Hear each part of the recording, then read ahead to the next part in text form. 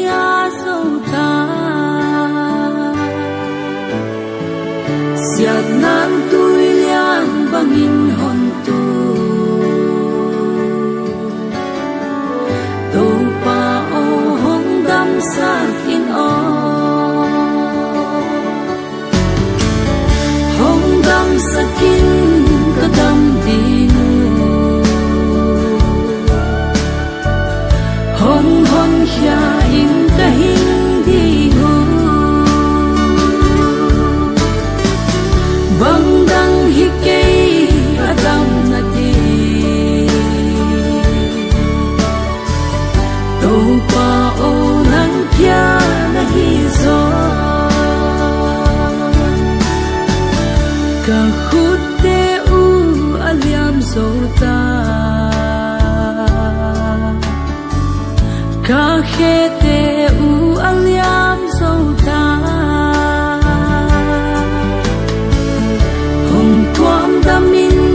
kadam din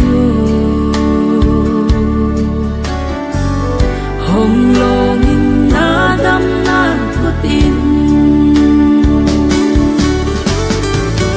hong dam sakin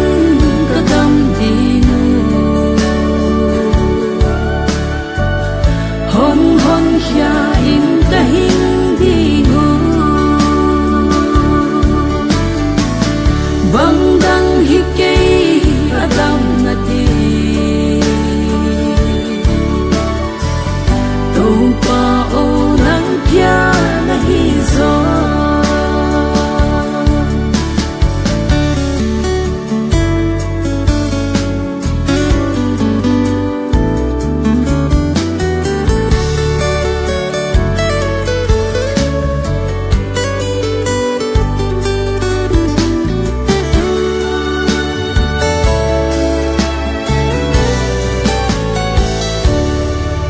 inun tak sia ki ngai sun ni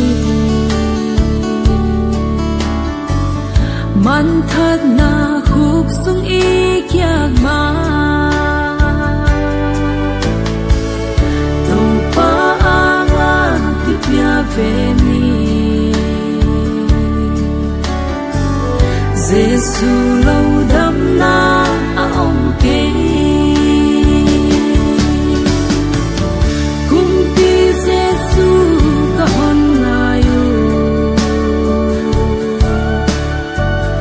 lem na kung pin hong ding in